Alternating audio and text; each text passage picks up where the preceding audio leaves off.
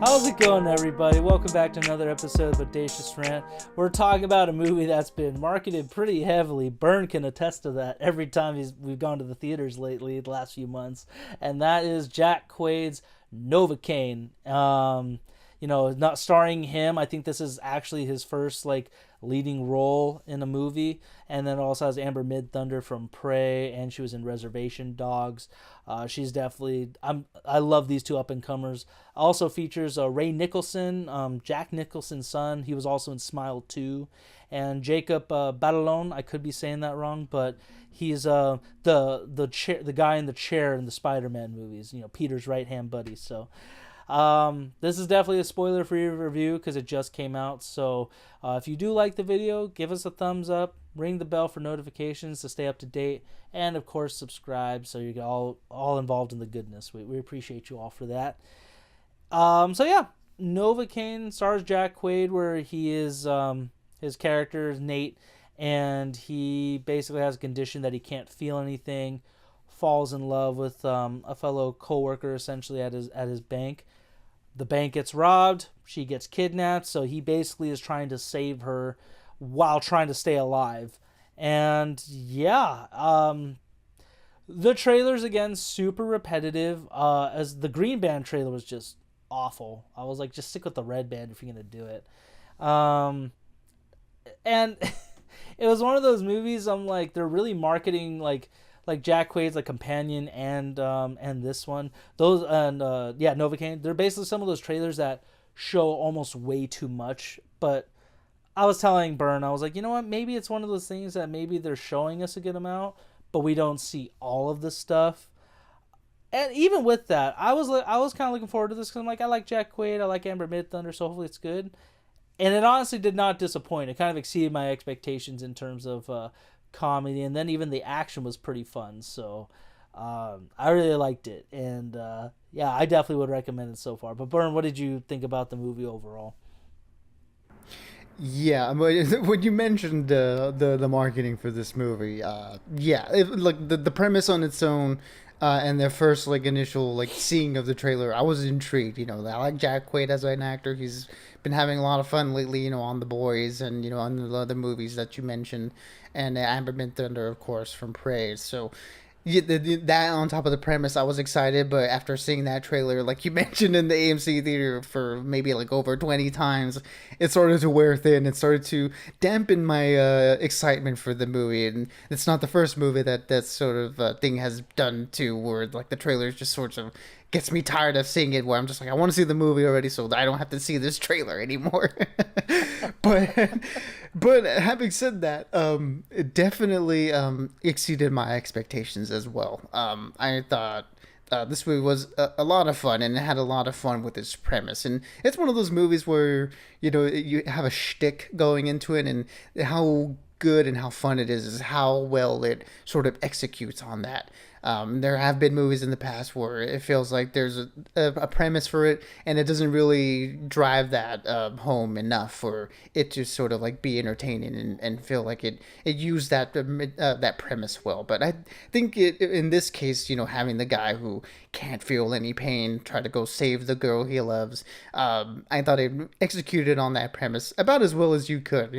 He's not this a secret badass, or he's not this highly skilled killer or anything like that. So a lot of the action sequences aren't of that sort of crazy choreography like we see in other movies, but the way it handles the sort of him trying not to die sort of thing, I thought it had a lot of fun with that, and it really took that to lengths that even I didn't expect in terms of the gore and the things that we do see. So definitely not for the faint of heart, I would say that this movie is.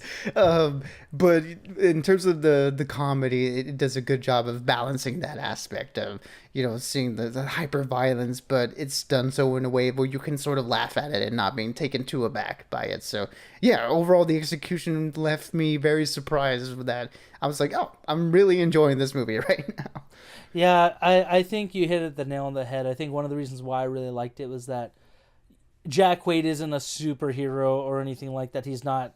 It's not like Taken or something where it's seriously he knows karate and kung fu and stuff. No, it actually it was actually very smart in how they dealt with this character. Apart from his name, which I'm not going to really reveal, it's very like cringy and generic.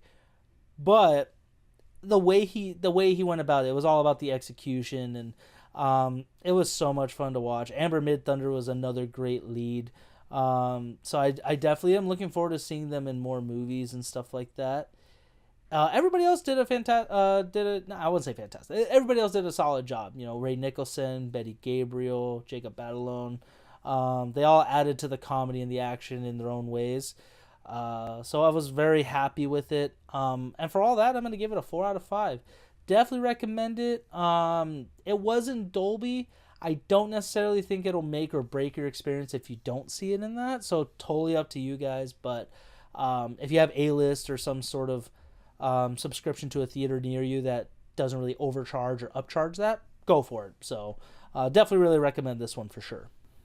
I mean, yeah, Betty Gabriel and Matt Walsh as those side character detectives, they have a lot of fun with it. Yeah. There's a lot of moments where this movie sort of pokes fun at the sort of genre that it's operating in terms of the secret badass type genre where, you know, this unassuming guy starts doing these crazy things because of one reason or another. So they're sort of like reacting to all that was a lot of fun. But yeah, I mean, like Jack Quaid feels really natural in this role as, you know, the unassuming guy that has to go through these crazy lengths to get the girl that he loves back.